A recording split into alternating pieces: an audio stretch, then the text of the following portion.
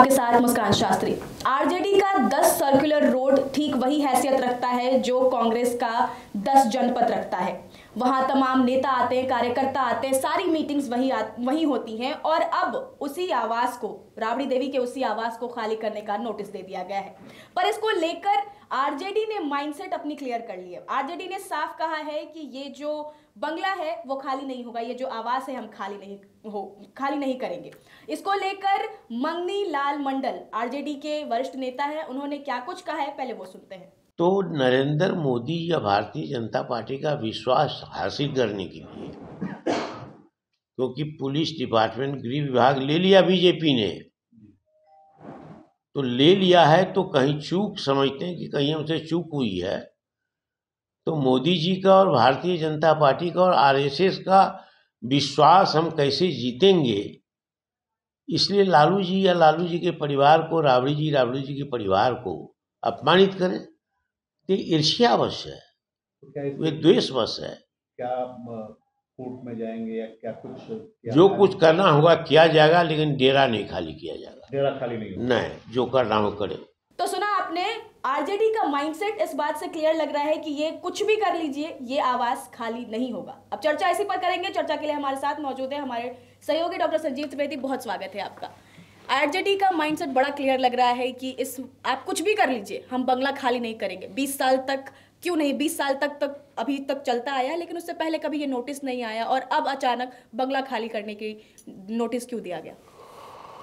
देखिए, एक अणे मार्ग, ये एक पता है जिसमें मुख्यमंत्री रहते हैं बिहार के, तो बात साल 2005 की है। एक अणे मार्ग ज़्यादा दूर नहीं है, 10 सर्कुलर रोड से आसपास के ही दोनों रेसिडेंसेस हैं। और मुख्यमंत्री 2005 में जब चुनाव हुए तो राबड़ी देवी थी।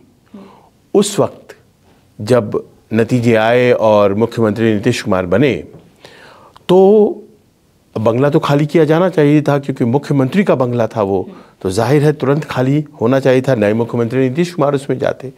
लेकिन उस वक्त नीतीश कुमार ने इंतज़ार किया था और बहुत दिन लगा एक अणे मार्ग को खाली करने में और 10 सर्कुलर रोड को शिफ्ट होने में। आसपास का ही है, अलॉट भी उनको हो गया, लेकिन 10 सर्कुलर रोड में अभी बनाने का काम हो रहा है, तो और भी चीज़ें हो रही हैं। ऐसे करते करते 8-9 महीने या कुछ ज़्यादा ही कह लीजिए लगे और तब वो शिफ्ट हुए थे। उस वक़्त मुख्यमंत्री नीतीश कुमार ने कुछ नहीं बोला, उन्होंने सब चीज़ों को जैसे हो रहा था होने दिया, किसी ज़ोर ज़बरदस्ती या कुछ इस तरह की बात नहीं हुई।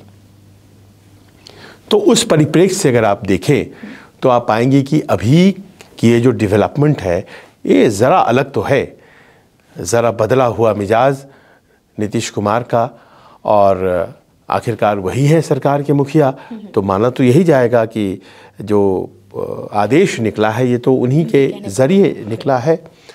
तो ऐसे में 10 सर्कुलर रोड को खाली कराया जाना और ये कहना कि हमने 10 सर्कुलर रोड खाली करने के लिए इसीलिए तय किया है क्योंकि हमने 39 हार्डिंग रोड को आइडेंटिफाई किया है। नेता प्रतिपक्ष विधान परिषद, जो अभी राबड़ी देवी का पद है, नेता प्रतिपक्ष विधान परिषद, ये उनके लिए ईयरमार्क्ड रहेगा, उनके लिए ही आवंटित रहेगा। आज राबड़ी देवी हैं, कल को कोई और हो सकते हैं, तो उनके लिए ही ये ईयरमार्क्ड रहेगा और इसीलिए आपको वहाँ जाना पड़ेगा। अब ये से जैसे ही चिट्ठी मिली है, इसकी कोई कल्पना कर नहीं रहा था आरजेडी में। सबको ये लग रहा था कि 2 पूर्व मुख्यमंत्री हैं जो कि 10 सर्कुलर रोड में रहते हैं, लालू यादव और राबड़ी देवी। राबड़ी देवी अभी, लालू यादव तो मान लीजिए कि वो कन्विक्ट हो गए हैं तो फैसिलिटीज़ छिन जाती हैं, लेकिन राबड़ी देवी तो पूर्व मुख्यमंत्री भी हैं, अभी इस वक्त वर्तमान में प्रतिपक्ष की नेता भी हैं विधान परिषद में, तो ये मकान तो उनके नाम रहेगा मानकर चला जा रहा था। लेकिन ऐसा नहीं हुआ, कह दिया गया कि नहीं, ये मकान जो है ये आपके लिए नहीं है, हमने तो वो ईयरमार्क कर दिया। और बंगला वो काफ़ी अच्छा है, इससे बड़ा भी है, 10 सर्कुलर रोड से बड़ा है, 39 हार्डिंग रोड। लेकिन सवाल यहाँ ये है कि एक बंगला है जो आरजेडी की पहचान बन गया है। अगर आप वहाँ देखें तो गेट पर ही लालटेन रखा हुआ है, वो काली सी गेट उनकी, और वो गेट न जाने पिछले 20 सालों में कितने दफ़े कितने नेता वहाँ आए गए, कितनों की किस्मत वहाँ से चमकी। पार्टी 2 बार उसी जगह से पावर में भी आई जब नीतीश कुमार के साथ गठबंधन बनाया गया, और एक तमाम इतिहास लिखा गया है। कोई कहीं भी रह सकता है, लेकिन जैसे सोनिया गांधी और राजीव गांधी से आइडेंटिफाई हो गया, और अब राहुल गांधी से 10 जनपद, तो राहुल गांधी के पास अपना घर है तुगलक लेन में। अब तो खैर वो सुनहरी बाग में रहते हैं, उनसे मकान जो ले लिया गया था उसके बाद उन्हें सुनहरी बाग दे दिया गया, 1 नंबर सुनहरी बाग दिल्ली में। लेकिन 10 जनपद वाली बात तो कांग्रेस के किसी भी पते में नहीं है। 10 जनपद एक ऐसा पता बन के उभर कर सामने आया है।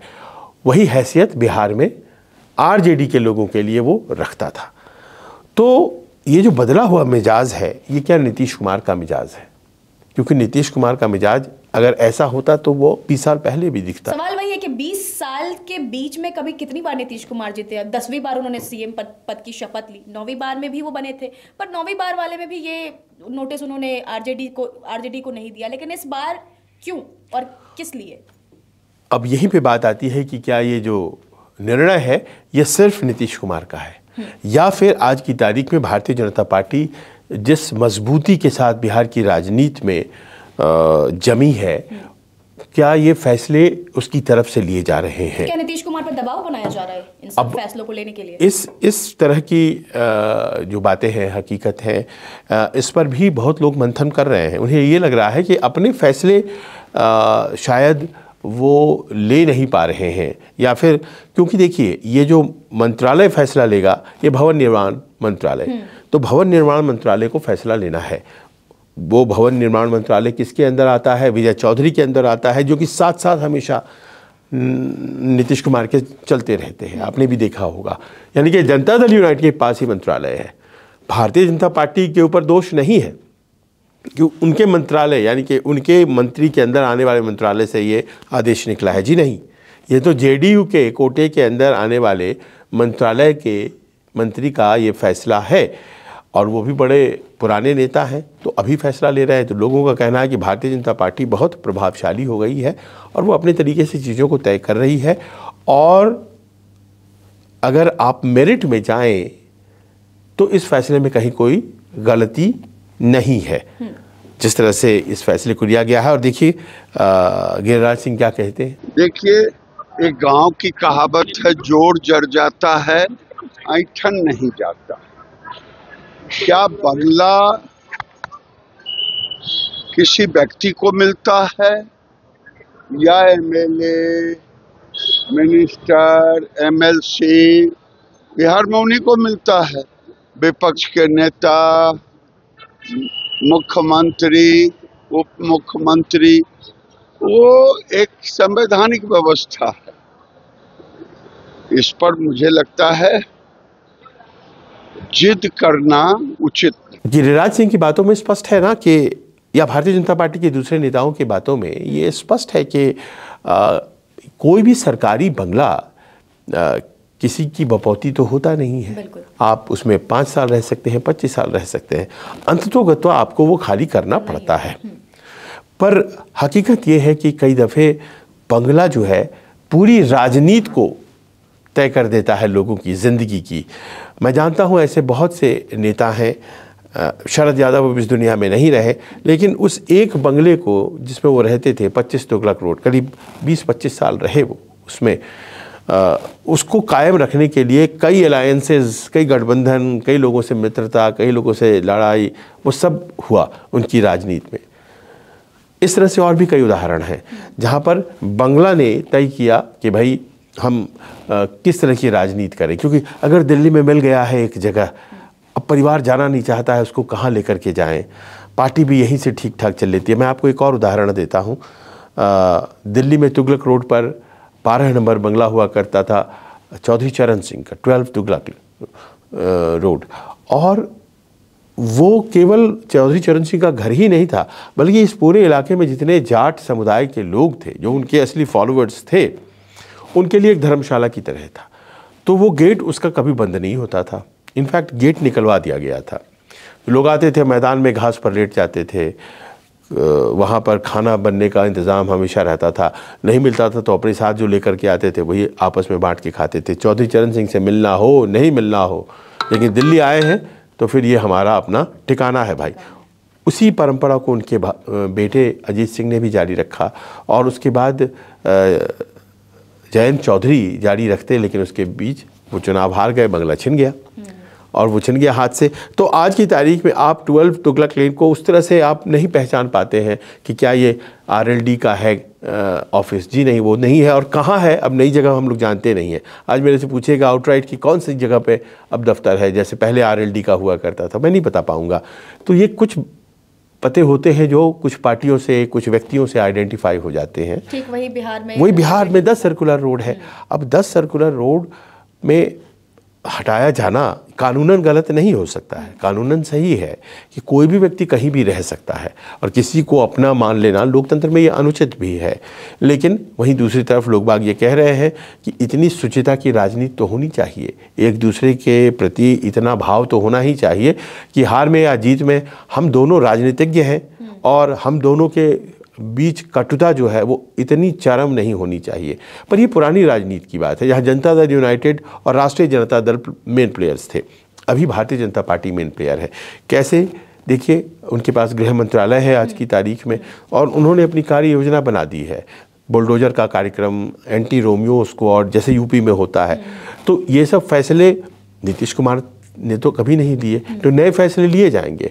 उसी प्रकार आज की तारीख में भारतीय जनता पार्टी जिस तरह से है अपने आप को स्थापित किए हुए बिहार की राजनीति में, अगर उसके प्रभाव में ये डिसीजन आया है तो यहाँ से हम एक नई राजनीति को शुरू होते देखते हैं। तो क्या बिहार में लालू परिवार को ऐसे एकदम टारगेट किया जा रहा है, मतलब इसके थ्रू, बंगले के थ्रू, या किसी एक नया जो इन्होंने ला के दिया कि नोटिस देके बंगला खाली करवाना? हालांकि आपने बोला कि ये कानूनन सही है, पर फिर भी इसको नीतीश कुमार के 20 साल के राज में नहीं देखा गया, लेकिन अब क्योंकि NDA की सरकार है, बीजेपी की सरकार है, तो ये दबाव बनाकर उनको टारगेट किया जा रहा है बिहार में। शायद देखिए क्या है कि राष्ट्रीय जनता दल ने एक मकाम हासिल कर लिया। आज मंगनीलाल मंडल कह रहे थे कि हमारे 1 करोड़ वोट आए, 1 करोड़ से ज़्यादा। देखिए भारतीय जनता पार्टी के 90 आए, 90 लाख, और इसी तरह से उनके भी JDU वालों के भी अभी भी वोट हमारे पास ज़्यादा है। हालांकि वो ये बात नहीं कह रहे थे कि ज़्यादा सीटें लड़िएगा तो ज़्यादा वोट लाइएगा ही। 143 सीट्स पर वो लड़े थे भारतीय जनता पार्टी, और JDU 101 सीटों पर लड़ी थी। तो ज़्यादा लड़ने पर तो ज़्यादा वोट आता ही है ना। लेकिन वो ये कहना चाह रहे थे कि हम मजबूती से अभी भी बिहार की राजनीति में काबिज हैं, जो कि हकीकत है। वोट तो उनको मिले हैं, वोट मिले हैं उनको, और इसीलिए तो लोग ये नहीं कह पा रहे हैं कि EVM में जी चोरी हो गई, वोट हमारा वोट कहीं और चला गया, क्योंकि वोट तो उनको आए। लेकिन ये है कि चिराग पासवान उधर चले गए तो 5% वोट तो सीधा सीधा उधर चला गया। तो इस तरह से डिफरेंस कुछ वोट जो थे वो लेकर के चले गए प्रशांत किशोर। तो इस तरह से उनका वोट जो है वहीं रह गया और वो आगे चला गया। NDA का वोट जिखान से हार जीत हो गई। पर अभी भी चूंकि RJD के पास वोट बैंक है, उसे डिसमेंटल करना, उसे ख़त्म करना बिहार की राजनीति की ज़रूरत है, और एक नया विपक्ष तैयार करना। इस बात को आप महसूस कीजिए कैसे कांग्रेस धीरे धीरे राष्ट्रीय पटल पर कमज़ोर होती जा रही है, और राज्यों में आप देखिए तो छत्रप नए जो हैं वो जगह लेते जा रहे हैं। आप उत्तर प्रदेश की बात कीजिए, कहाँ है कांग्रेस, कहाँ है बिहार में कांग्रेस, कहाँ है पश्चिम बंगाल में कांग्रेस, कहाँ है उड़ीसा में कांग्रेस, कहाँ है तेलंगाना में, तो अब मान लीजिए कि सत्ता में आ गई है, पर आंध्र प्रदेश में कहाँ है कांग्रेस, तमिलनाडु में भी कांग्रेस मुख्य विपक्ष नहीं है। तो कांग्रेस धीरे धीरे और जहाँ जहाँ भारतीय जनता पार्टी से लड़ती है कांग्रेस कमज़ोर हो गई है। तो कांग्रेस का कमज़ोर रहना भारतीय जनता पार्टी के लिए राष्ट्रीय स्तर पर बड़ा उचित माहौल है। उसी प्रकार अगर RJD को भी कमज़ोर कर दिया जाता है तो फिर भारतीय जनता पार्टी के लिए वहाँ पर बहुत ही माकूल माहौल रहेगा। और मत भूलिए मुस्कान कि भारतीय जनता पार्टी आज की तारीख में वहाँ पर ऐसी स्थिति में है जिसमें वो नीतीश कुमार के बगैर भी सरकार बना ले सकती है। वो RJD और नीतीश कुमार को जुड़ने भी नहीं देगी, क्योंकि उसके पास ही इतने वो जोड़ तोड़ कर लेगी कि ऑलरेडी वो 90 के आसपास है, तो वो जोड़ तोड़ कर सकती है। और वो 90 के पास वो खुद है, 19 चिराग पासवान है। तो इस तरह से जोड़ जाड़ की राजनीति में वो बीजेपी 122 के जादुई आंकड़े तक पहुंच सकती है। तो न उसको पलटू चाचा हो जाने का डर है अब कि वो चले जाएंगे तो उधर सरकार बनवा देंगे, न उसे इस बात का डर है कि मैं इनके ऊपर आश्रित हूँ, नीतीश जी पे आश्रित भी नहीं हूँ।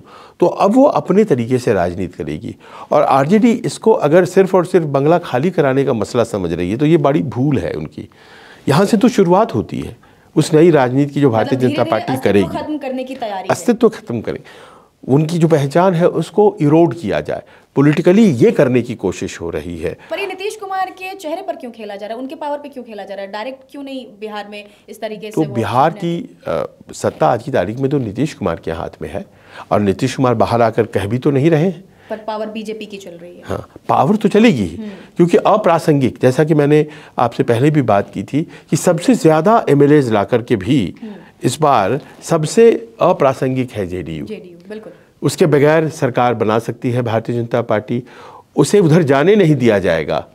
इस बात को भी सुनिश्चित कर सकती है भारतीय जनता पार्टी कि आप कैसे चले जाएंगे, आप आरजेडी के साथ सरकार कैसे बना लेंगे, गृह विभाग तो उनके पास आ गया है। तो इस तरह से उन्होंने अपने आप को बहुत ही मजबूती से पोजीशन कर लिया है भारतीय जनता पार्टी में, और इसे बड़ी इंटेलिजेंटली डील करना चाहिए आरजेडी को। देखिए, मुझे याद पड़ता है कि तमिलनाडु में जो राजनीति होती थी डीएमके और एआईएडीएमके के बीच में, कुछ उसी तरह का फेज़ है जिसमें कि अब बिहार की राजनीति एंटर कर रही है। जैसे ही सरकारें बदला करती थी तो मुख्यमंत्रियों को पकड़ पकड़ के खींच करके जेल ले जाया जाता था। ऐसे कई वाक़यात दिखे। जयललिता को भी जेल ले जाया गया। जब जयललिता बन गई तो करुणानिधि को उठा करके पुलिस जेल लेकर के जा रही है, घर से उठा करके लेके जा रही है। तो वहाँ वैमनस्य और कटुता कुछ इस स्तर की हुआ करती है, और वहाँ के वो लोगों को अच्छा लगता था, जो समर्थक थे ना दोनों एक दूसरे की पार्टियों के, उन्हें बड़ा अच्छा लगता था ये कि इस तरह से राजनीति होती है। वो कटुता वाला पैटर्न बिहार और उत्तर प्रदेश या इस तरफ नहीं था बहुत ज़्यादा।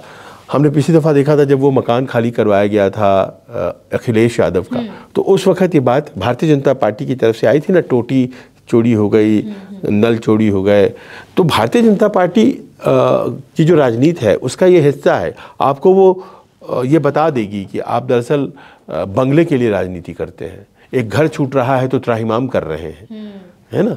आप इतने दिन यहाँ रह लिए हैं कि अपना घर समझने लगे हैं। भारतीय जनता पार्टी दूसरी तरफ कोई भी घर उससे छुड़वा लीजिए, उसको कोई गम नहीं है।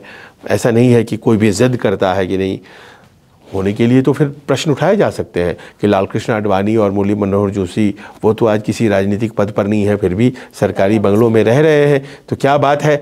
लेकिन इसको उठाने के लिए परिपक्व तरीके से इस मैसेज को हैंडल करना पड़ेगा। अगर मान लीजिए जिद में आ जाते हैं, मामले को कोर्ट ले जाया जा सकता है। कोर्ट में ही संभवतः ये मामला जाने वाला है और वहीं तय होगा कि आखिरकार क्या होना चाहिए।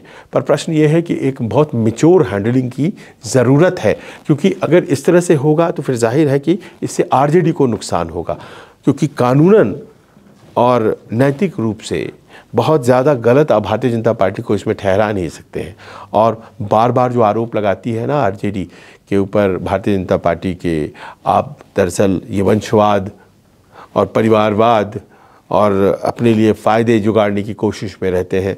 बंगले से अगर ये साबित किया जा सकता है तो फिर भारतीय जनता पार्टी बहुत आसानी से इसे साबित करेगी। बहुत बहुत धन्यवाद तमाम जानकारी के लिए। तो देखा आपने, यहाँ पर ये चीज़ तो साफ नज़र आ रही है कि लड़ाई बंगले की नहीं है, कहीं ना कहीं एक नए राजनीतिक लड़ाई की तैयारी हो रही है बिहार में। जिस तरीके से 20 साल बाद, कभी 20 साल पहले तक तो आज तक नोटिस नहीं आया, लेकिन अब क्योंकि जिसकी सरकार है, जिसकी सत्ता है, पावर उसके हाथ में है, और उसी तरीके से अब जो ये फैसला सामने आया है उसमें ये देखने को मिल रहा है कि कहीं ना कहीं हमने बात की कि अस्तित्व खत्म करने की तैयारी में है। एनडीए जो है वो अस्तित्व खत्म करने की तैयारी में है बिहार में आरजेडी की। तो अब ये देखने में होगा कि क्या राबड़ी देवी अपना आवाज खाली करेंगी या फिर एक नए राजनीतिक लड़ाई की तैयारी हो रही है। ये बहुत बहुत शुक्रिया। नमस्कार, मैं हूं मानक गुप्ता। अगर आपको हमारा ये वीडियो पसंद आया हो तो इसे लाइक और शेयर जरूर करें, और हाँ, हमें सब्सक्राइब और फॉलो करना ना भूलें ताकि आप देश और दुनिया की कोई खबर मिस ना करें। तो जुड़े रहिए हमारे साथ और देखते रहिए न्यूज़ 24।